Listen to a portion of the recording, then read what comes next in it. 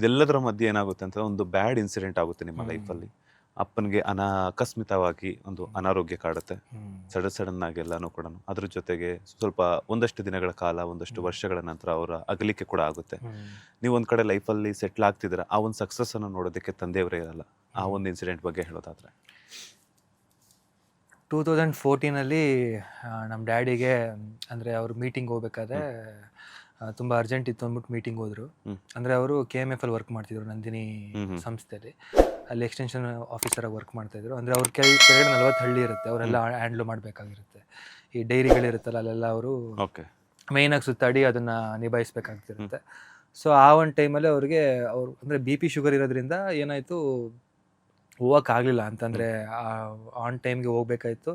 So ಬೆಳಗ್ಗೆ ಎದ್ದು ಅವರು ಹೋಗ್ಬೇಕಾದ್ರೆ ಇದು ಟ್ಯಾಬ್ಲೆಟ್ ತೊಗೊಳಕ್ಕಾಗಲಿಲ್ಲ. ರೆಗ್ಯುಲರಾಗಿ ಟ್ಯಾಬ್ಲೆಟ್ ಏನು ತೊಗೋತಾರೋ ಅದು ತೊಗೊಂಡಿರಲಿಲ್ಲ ಅವತ್ತಿಗೆ. ಆ್ಯಂಡ್ ಮೀಟಿಂಗಲ್ಲಿ ಇರ್ಬೇಕಾದ್ರೆ ಅವ್ರಿಗೆ ಅದು ಸ್ವಲ್ಪ ಟೆನ್ಷನ್, ಮಾಮೂಲಿ ಅಲ್ಲೆಲ್ಲ ಅವ್ರವ್ರದ್ದೇ ಏನೇನು ಇರುತ್ತೋ ಅದೆಲ್ಲ ಥರ ಮನ್ಸಿಗೆ ತೊಗೊಂಡ್ರೆ ಅನ್ನೋ ಗೊತ್ತಿಲ್ಲ. ಆ ಟೆನ್ಷನ್ಗೆ ಅವರಿಗೆ ಬ್ರೈನ್ ಹೆಮರೇಜ್ ಆಯಿತು, ಸ್ಟ್ರೋಕ್ ಆಗಿ ಬ್ರೈನ್ ಹೆಮರೇಜ್ ಆಯಿತು.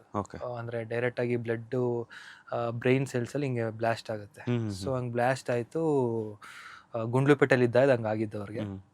ಸೊ ಅಲ್ಲಿಂದ ಮೈಸೂರಿಗೆ ಕರ್ಕೊಂಬಂದರು. ನಂಗೆ ಹಾಸ್ಪಿಟ್ಲಿಂಗ್ ಹೋದಾಗ ನಮ್ಮಪ್ಪ ಈ ಕಡೆ ಕಣ್ಣೆಲ್ಲ ಬಿಡ್ತಿದ್ದಾರೆ, ಮಾತಾಡ್ತಿದ್ದಾರೆ, ಮಾತಾಡ್ತಿರ್ಲಿಲ್ಲ, ಹಿಂಗೆ ನೋಡ್ತಿದ್ದಾರೆ.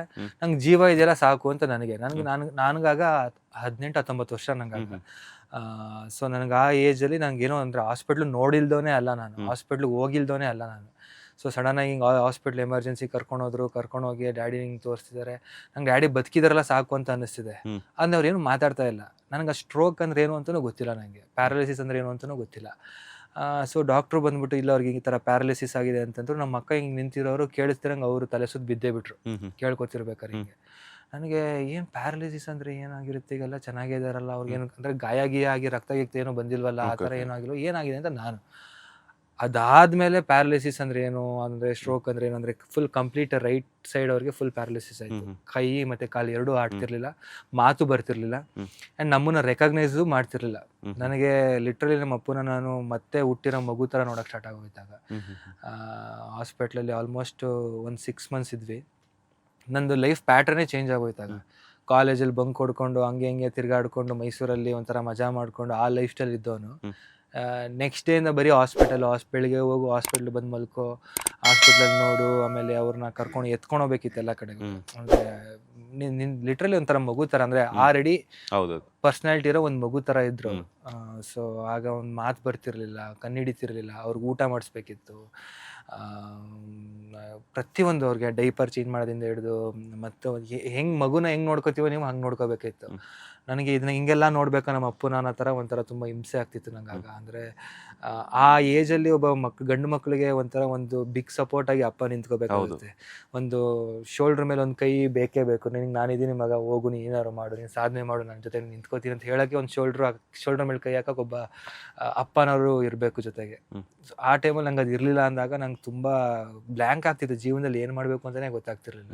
ಅಂದರೆ ನಾನು ದುಡಿಯೋ ವಯಸ್ಸು ಅಲ್ಲ, ಈ ಕಡೆ ಇನ್ನೂ ಅಕ್ಕಂಗೆ ಮದುವೆ ಆಗಿರಲಿಲ್ಲ, ಈ ಕಡೆ ಅಮ್ಮ ಹೌಸ್ ವೈಫು, ಹೆಂಗೆ ಇದನ್ನು ನಿಭಾಯಿಸೋದು ಹೆಂಗೆ ಅಂತಲೇ ಗೊತ್ತಾಗ್ತಿರಲಿಲ್ಲ. ತುಂಬ ಬ್ಲ್ಯಾಂಕ್ ಆಗ್ತಿತ್ತು ಜೀವನ.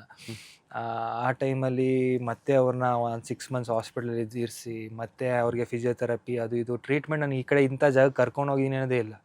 ಆಂಧ್ರ ಕರ್ಕೊಂಡೋಗಿದ್ದೀನಿ, ಕಾರ್ಕಳ, ಉಡುಪಿ ಸೈಡು, ಅಲ್ಲೆಲ್ಲೋ ಆ ಔಷಧಿ ಕೊಡ್ತಾರೆ, ಈ ಔಷಧಿ ಕೊಡ್ತಾರೆ, ಸರಿ ಹೋಗುತ್ತೆ ಅಂತ ಹೇಳೋರು.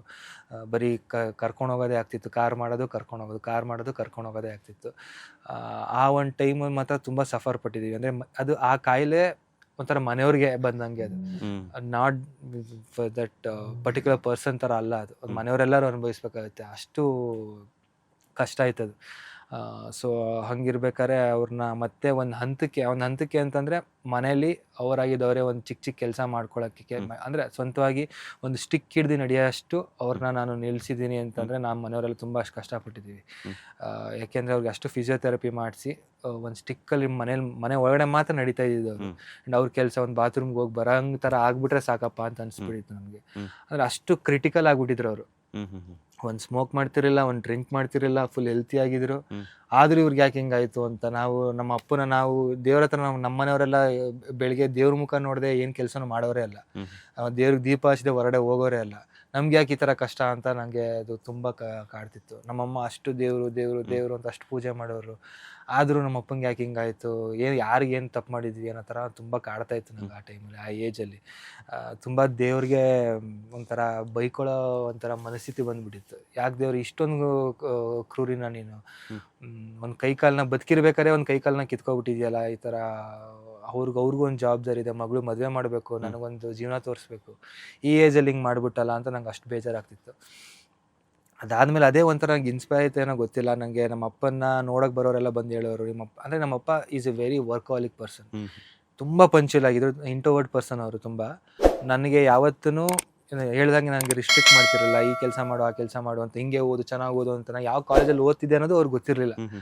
ಅವ್ರಿಗೇನು ಅಂತಂದರೆ ನಿನ್ನ ಜೀವನ ನೀನು ನೋಡ್ಕೊ, ನಾನು ಅನ್ನ ತಿನ್ನೋಕ್ಕೆ ನಾನು ತಟ್ಟೆ ತೊಗೊಂಡಿದ್ದೀನಿ, ನೀನು ಅನ್ನ ತಿನ್ನಬೇಕು, ನಿನ್ನ ತಟ್ಟೆ ನೀನೇ ತೊಗೋಬೇಕು, ನೀನೇ ಸಂಪಾದನೆ ಮಾಡಬೇಕು, ನಿನ್ನ ಕಾಲ ಮೇಲೆ ನೀನು ನಿಂತ್ಕೋಬೇಕು. ನಾನೇನೋ ಇಲ್ಲೊಂದು ಮನೆ ಕಟ್ಸಿದ್ದೀನಿ ಅಂತಂದ್ಬಿಟ್ಟು ಅಲ್ಲೇನೋ ಇನ್ನೊಂದೇನೋ ಇದೆ ಅಂತಂದರೆ ನೀನು ಅದ್ರ ಮೇಲೆ ಡಿಪೆಂಡ್ ಆಗಬೇಡ, ಅದು ಜೀವನ ಅಲ್ಲ. ನಿನ್ನ ಸ್ವಂತದಲ್ಲಿ ನೀನು ನಿಂತ್ಕೊಂತ ಹೇಳೋರು ಯಾವಾಗಲೂ ಅದನ್ನು. ನೀನು ಓದ್ತೀಯೋ ಕೆಲಸ ಮಾಡ್ತೀಯೋ ಗೊತ್ತಿಲ್ಲ, ಜೀವನದಲ್ಲಿ ನೀನು ಮೇಲ್ಗಡೆ ಬರೋದು ನೋಡು ಅಂತ ಹೇಳೋರು. ಸೊ ಹಂಗಿರ್ಬೇಕಾದ್ರೆ ಆ ಟೈಮಲ್ಲಿ ನಮ್ಮ ಅಪ್ಪನ ಕೊಲೀಗ್ಸ್ ಎಲ್ಲ ಬಂದು ಹಂಗೆ ಹೊಗಳ್ತಿದ್ದಾಗ ನನಗೆ ಒಂದೇ ಅನಿಸಿದ್ದು, ಲೈಫ್ ಇಷ್ಟು ತುಂಬ ಶಾರ್ಟ್ ಗುರು. ಈ ನೆನ್ನೆ ಮೊನ್ನೆ ಎಲ್ಲ ಎಷ್ಟೇ ಚೆನ್ನಾಗಿ ನಗಾಡ್ಕೊಂಡು ತಿರುಗಾಡ್ತಿದ್ರು, ನಾಳೆ ಅವ್ರಿಗೆ ಹೆಂಗೆ ಯಾವ ಥರ ಪರಿಸ್ಥಿತಿಗೆ ಬರ್ತಾರೆ ಅಂತಲೇ ಹೇಳೋಕ್ಕಾಗಲ್ಲ, ಜೀವನ ಹಿಂಗೆ ಇರುತ್ತೆ ಅಂತಲೇ ಹೇಳೋಕ್ಕಾಗಲ್ಲ. ಸೊ ಏನಾದ್ರು ಸಾಧಿಸ್ಬೇಕು. ಸುಮ್ಮನೆ ನಾನು ನಾಳೆ ಮತ್ತೆ ಒಂದು ಕಂಪ್ನಿಗೆ ಹೋಗಿ ಒಂದು ಕೆಲಸ ಮಾಡಿ ಅದೇ ಮಕ್ಕಳು ಮದುವೆ ಅದೇ ಒಂದು ಪ್ಯಾಟರ್ನ್ ಬೇಡ. ಏನಾದ್ರು ಈ ಥರ ಇವತ್ತು ಬಂದು ನಮ್ಮ ಅಪ್ಪನ ಹೆಂಗೆ ಒಂದು ಹೊಗಳುತ್ತಿದ್ದಾರೋ ಏನೋ ಅಂದರೆ ನಾಳೆ ದಿವಸ ನನ್ನ ಜೀವನನೂ ಯಾರು ಬಂದು ಮಾತಾಡಬೇಕು, ಒಂದು ಸೂರ್ಯ ಚಂದ್ರ ಇರೋವರೆಗೂ ನನ್ನ ಹೆಸರು ಉಳ್ಕೋಬೇಕು. ಒಂಥರ ನಂಗೆ ಆ ಥರ ಇನ್ಸ್ಪೈರ್ ಆಯಿತು. ಒಂಥರ ಈ ಸೋಷಿಯಲ್ ಬುಕ್ಗಳೆಲ್ಲ ಓದ್ತಿರ್ಬೇಕಾದ್ರೆ ಒಂದು ಎಂತೆಂಥ ಲೆಜೆಂಡ್ರಿ ಮತ್ತು ಆ ಕಾಲಕ್ಕೆ ಹೋರಾಟಗಾರರು ಮತ್ತು ರಾಜರ ಬಗ್ಗೆ ಏನು ಹೇಳ್ತಿರ್ತಾರೆ, ಅವಾಗ ಅವ್ರದ್ದೆಲ್ಲ ಹೆಸರು ಹಿಂಗೆ ಉಳ್ಕೊಂಡಿದೆ ಅಂತಂದ್ರೆ ಅವ್ರು ಅವತ್ತು ಮಾಡಿರೋ ಸಾಧನೆಗಳೇ. ನಾವು ಆ ಥರದ್ದು ಏನಾದ್ರು ಕಷ್ಟಪಟ್ಟು ಮಾಡಬೇಕು ಅನ್ನೋ ಥರ ಅನ್ನಿಸ್ತಿತ್ತು. ಲೇಟೆಸ್ಟ್ ಹಾಗೂ ಇಂಟ್ರೆಸ್ಟಿಂಗ್ ಸುದ್ದಿಗಳಿಗಾಗಿ ಬಾಸ್ ಟಿವಿ ಕನ್ನಡ ಚಾನೆಲ್ನ ಸಬ್ಸ್ಕ್ರೈಬ್ ಮಾಡಿ, ಹಾಗೆಯೇ ಬೆಲ್ ಐಕಾನ್ ಪ್ರೆಸ್ ಮಾಡಿ. ಇದರ ಜೊತೆಗೆ ಫೇಸ್ಬುಕ್, ಇನ್ಸ್ಟಾಗ್ರಾಮ್, ಎಕ್ಸ್ನಲ್ಲೂ ಮಿಸ್ ಮಾಡದೆ ಫಾಲೋ ಮಾಡಿ.